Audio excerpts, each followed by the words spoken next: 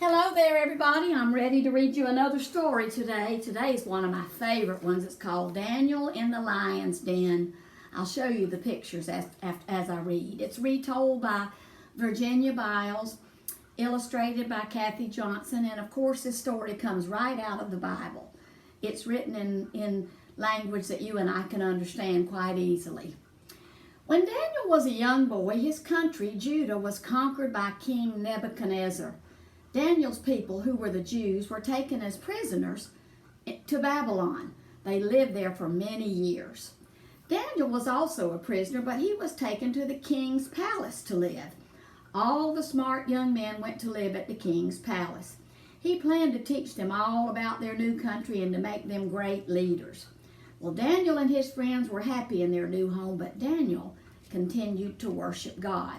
Remember, the king wanted him to worship the king, but Daniel would not do that. God was pleased with Daniel as he grew into a young man. God rewarded him by giving him a very special gift. Daniel could interpret dreams. Now that is a special gift. In other words, if somebody had a dream about something, Daniel would be able to tell you what it meant. One night the king had a dream, but when he woke up, he could not remember the dream. He called his wise men together and asked them to tell him about his dream and interpret it. But none of them could tell him about the dream. They did not have the gift. When Daniel heard about this, he said, "I will go to the king. God has given me a gift, and I can interpret dreams and visions." Daniel told the king what he had dreamed and what it meant. The king was so pleased that he placed Daniel in a high position and gave him many, many gifts. Later, Daniel sent for Daniel again. He told Daniel about another dream. Daniel said, "It means that you will live with wild animals and eat grass like a cow. You will do this for 7 years until you follow God." King Nebuchadnezzar laughed. "I will never, ever live with wild animals," he said. "I am a great king, and I built this beautiful place called Babylon." God was not happy with this king. And he was so full of pride. He thought he was so great. No sooner were the words out of his mouth than he became like an animal. That means the king started going a little bit cuckoo. He tore off his clothes and he ran away to the woods and lived with the wild animals. His hair grew long and his nails were like the claws of a bird. At the end of 7 long years, King Nebuchadnezzar praised God. And then God returned his mind to him. He spent the rest of his days praising God. If you look right here in the picture, there is King Nebuchadnezzar. See, he grew long nails and a long beard, and he was living out with the wild animals. Let's see what happens next. When King Nebuchadnezzar died, his son Belshazzar became the king. One night during a banquet, the king and his guest saw some ghostly-looking fingers writing on the walls of the dining room. The king's face grew very pale and his knees grew weak. There was no body, hand or arm. The king only saw ghostly-looking fingers. King Belshazzar called for his astrologers. "What does this mean?" he asked. When they could not tell him, he grew even paler and more frightened. Then someone remembered Daniel. The king sent for Daniel. "What does this mean?" the king asked. "If you can tell me, I will make you the 3rd highest ruler in the kingdom and give you lots of riches." "It means," Daniel said, "that your kingdom is going to be taken away by your enemies," Daniel said. And that very night, King Belshazzar was killed in battle and his kingdom was taken over by King Darius. So Daniel knew exactly what was going to happen. King Darius had heard of wise Daniel, and he made one of his top 3 rulers. He even planned to make him his top advisor. The other wise men were very jealous of Daniel, and they wanted to get rid of him. So they went to King Darius. "Your wise men have all agreed that you should make a law that declares that anyone who prays to any other god or man except you during the next 30 days will be thrown into the lion's den. No one can change this law." So King Darius thought this was a good idea, and he made it a law. And when Daniel heard about the new law, he prayed to God just as he had done before. The wise men sent one of their own men to spy on Daniel, and the spy listened at Daniel's door and heard him praying to God. The spy, that's the bad guy, carried this message back to the other wise men, and they now had proof they needed to harm Daniel, which they presented to King Darius. You made a law that says that anyone during the next 30 days that prays to anybody, to their own God, will be thrown into the lion's den, the wise men said. Daniel still prays 3 times a day. We have seen him and we have heard him. King Darius did not want to kill Daniel, but he had made the law. I will change the law, he said. I am the king.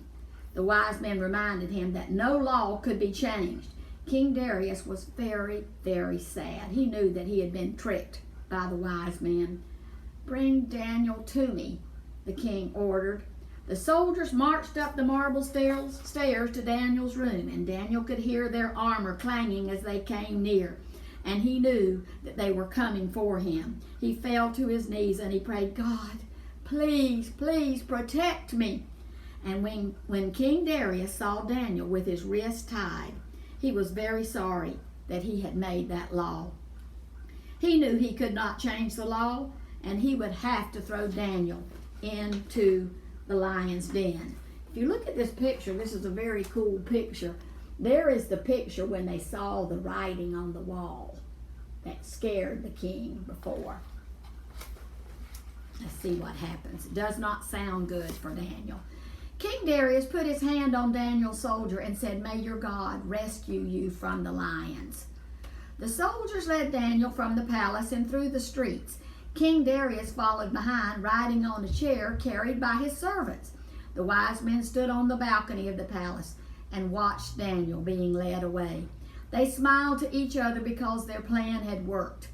They would not have to be worrying about Daniel any longer. Remember, they were very jealous. Up into the hills they marched. There were rocks and caves in the hills. In one cave there was a deep pit. It held very hungry lions. The soldiers stopped at this cave, and they could hear the roar of the lions deep within the pit, and they were all frightened.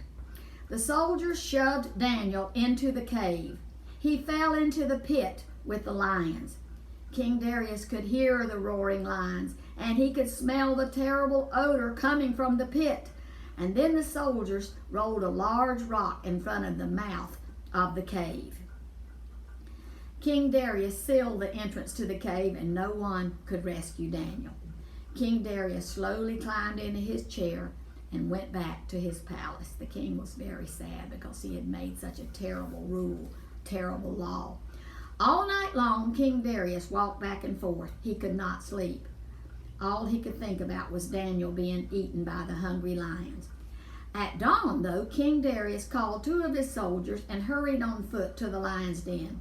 He put his face close to the rock and said, Daniel, Daniel, has your God rescued you from the lions? Are you still alive? He listened carefully, afraid that he would hear nothing except the roar of the lions. Then a voice said, yes, I am alive. God sent his angel, and he has shut the mouths of the lions. The lions have not hurt me because I am innocent in God's sight. I have never wronged you either, king. The king ordered his soldiers to roll the rock away from the mouth of the cave, and Daniel was lifted out of the lion's den. Daniel stood before the king, and not a scratch, not one scratch was on him from the lions. King Darius was overjoyed to see that Daniel was safe. King Darius took Daniel back to his palace, and he became the king's most trusted advisor. Over the rest of his life, he interpreted many dreams and visions for the king. King Darius, though, did punish the men who had accused Daniel by closing them in the lion's den. But this time, God did not send an angel to protect them.